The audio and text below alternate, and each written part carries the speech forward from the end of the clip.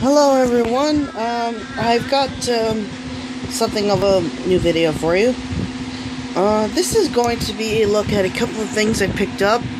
They are Jurassic World Toys. I have not seen Fallen Kingdom yet, but I hear it's pretty good. Very good actually, maybe even better than the first according to some. When I saw the trailers for that, I'm gonna be honest, I thought Jurassic World Fallen Kingdom might be the first R-rated Jurassic movie. If only because of how...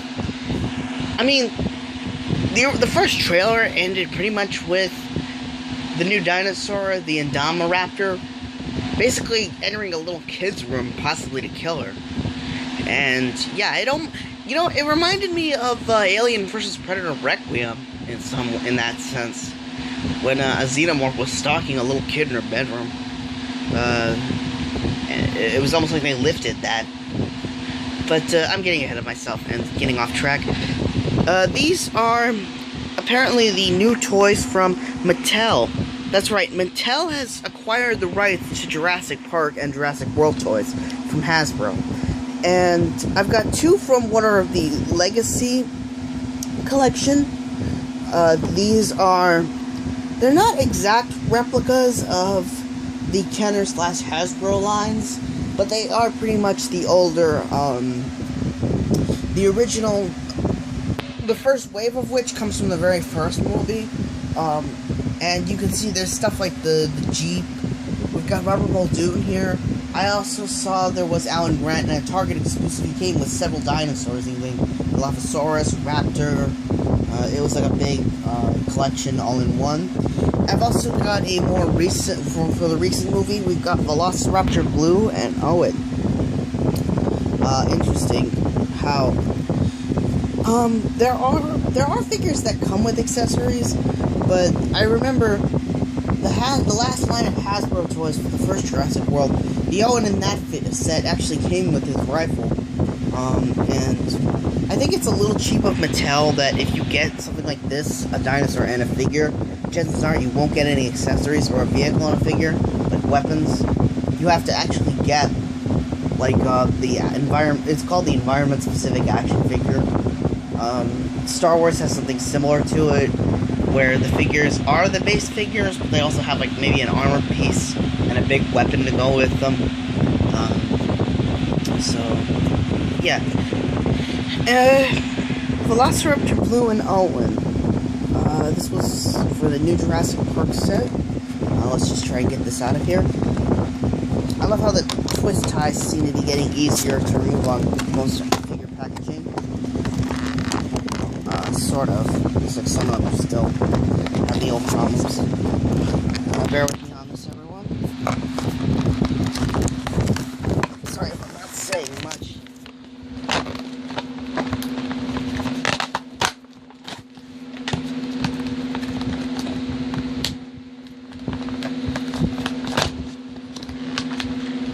Also, hold on.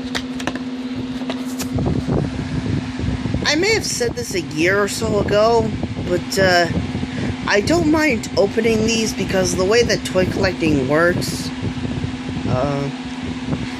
if I need to reshoot this for some lighting problems, I'll let you know. These figures are probably not going to be very valuable someday because they're readily available. And there's definitely a lot of them because of how big the Jurassic World films are. Figures like, say, the first wave of Star Wars toys from 1977, they're regarded as collector's items nowadays because there wasn't a lot of them available. Kenner didn't make many figures for the original film because nobody knew just how big the first Star Wars film would be a success. The same thing kind of goes for the older Jurassic Park toys. In addition to the company Kenner no longer being in business. But, yeah. Very nice likeness of, Chris Evans. I keep getting him and Chris Pratt mixed up. If anyone, please correct, if I'm wrong, please correct me, and I apologize to him. There's one extra point of articulation in elbow joints.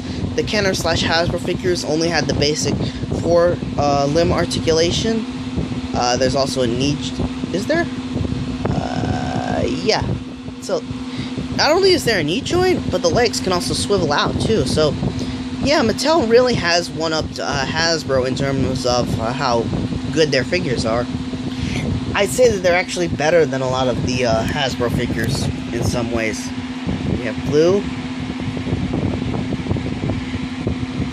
This is actually a really nicely sculpted likeness.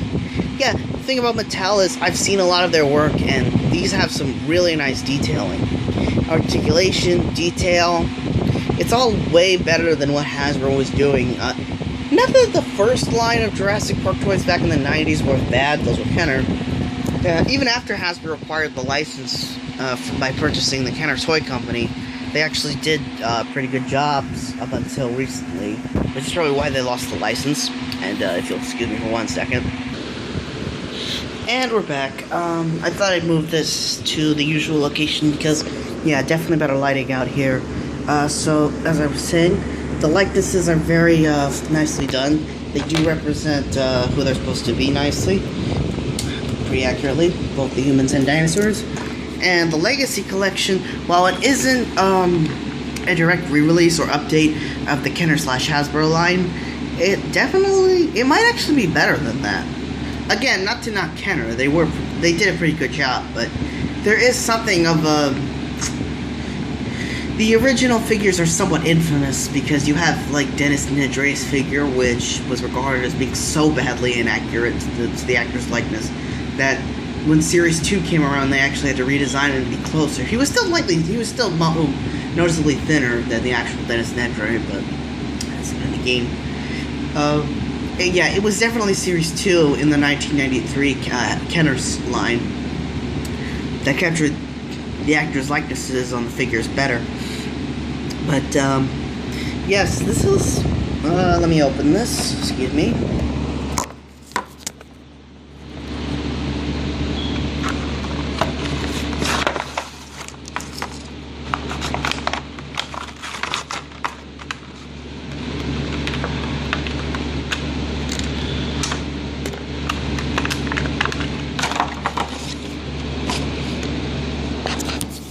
I do know that this was, Robert Muldoon was played by Bob Peck, and I'm not sure if this is going to focus or not. It is almost an uncanny likeness to him. The clothing detail is completely spot on, and he comes with a little spaz 12. I think, interestingly, Jurassic Park is probably one of the only mediums that show this weapon with like that little nub on top being folded back. Yes, it's a stock to steady your aim, that's what it's for. And you don't see it open very often. I think Jurassic Park is one of the few instances where you'll see that. And I get why... Sorry, I'm trying to put it in his wet hand. So, again, bear with me. I would edit all this out, but I can't really edit yet. Let's see this.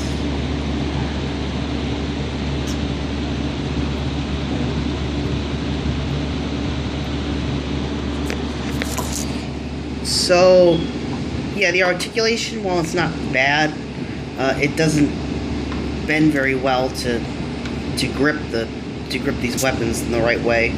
The hands can hold it, and slightly inaccurate is that he came with a copy. But I understand not putting a raptor in here because that would be a whole nother figure. Those weren't in the first movie. They were in the first novel, but they didn't appear until The Lost World, so as far as the movies are concerned, Muldoon never saw these. Y'all know why. And over here we have the Jeep Wrangler. There actually was a Kenner Jeep, but I don't know why. Maybe it was just the conventional wisdom of back then, but the vehicle toys they made always added in a lot of details that weren't in the actual vehicles in the movies, like the Jeep. The Kenner Jeep actually had a crane with a hook attached, even though the vehicles in the first movie, unlike the later, the sequel, they were not designed to catch dinosaurs. They were just designed to view them, kind of like a traditional safari park. But with Hasbro, which is using their Matchbox line, which, interestingly enough, Matchbox for the sequel, and I think the first one too, but I'm not sure. They had a line of die-cast metal cars with little play sets. I remember I actually had, as a kid, I think 2 of the depot sets, and those were really good. They were basically run-down depots, and you had a lot of the vehicles from the second movie, like the car. I don't know if they made one for the trailer. They made the trucks, the Hunters used, the Humvees, all that nice things. Which is really hoping if this Legacy series continues, I am definitely holding out for the hope that Mattel will also focus on the sequels, including the Lost World, Jurassic Park, because those had some of the... Say what you want about Lost World, and it definitely had like a more toyetic approach to it. Everything from the vehicles to the dinosaurs that got featured in it. Yeah, they definitely had an edge to sell toys when they made that. But they were really nice. I had some of the best memories of my childhood. The toys and action figures and vehicles from that movie, more so than the first Jurassic Park, because I was just born when it came out. I was born like the weekend after Jurassic Park opened, so... they focused more on the first film with the first set. I'm not going to try to open this because there's like... It's not glued, but it's definitely going to be a while for me to open this, but I'm just going to... I don't need to. It doesn't have a window or anything or a bubble over it, so... what was I saying? So yeah, they focused more on the first film with this, but if it continues, I really hope they focus on the sequels, be it the second and third one. And they basically scaled back, showed more restraint than Hasbro, and just basically they've given you the figure with almost an uncanny likeness. The only difference is tires. They say Goodrich, obviously since Goodyear's trademark. I think that's what they said in the original film too.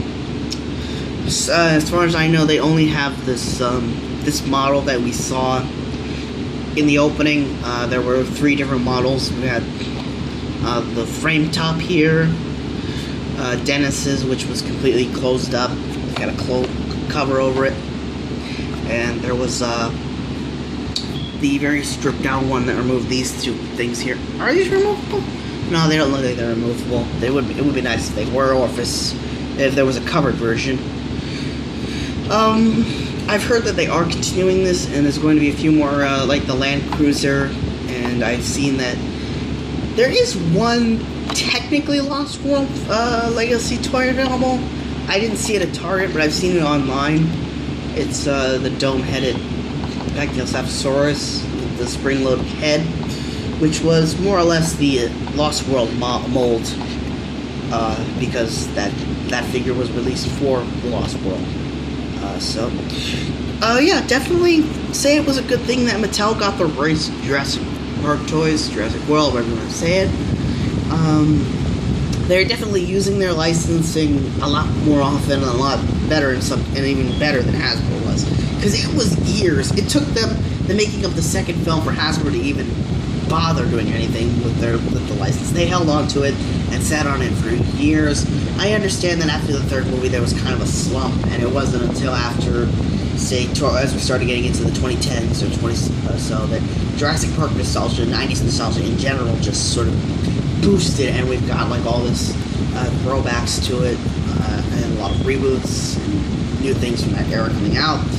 But yeah, I'd say that Mattel not only is using their license better, but it's like they're actually making better stuff than Hasbro. I mean, I don't want to be too mean to Hasbro, but yeah, they definitely, in recent years, have gotten very, I don't know, lacking, lazy with, they make, unless you're willing to shell out, like, a lot of money. And I'm actually going to I'm going to mention that a little more in upcoming later videos, so thank you all. If you've seen Jurassic World, hope you enjoy it. Hope everyone's enjoying your summer, and have a nice day. Goodbye.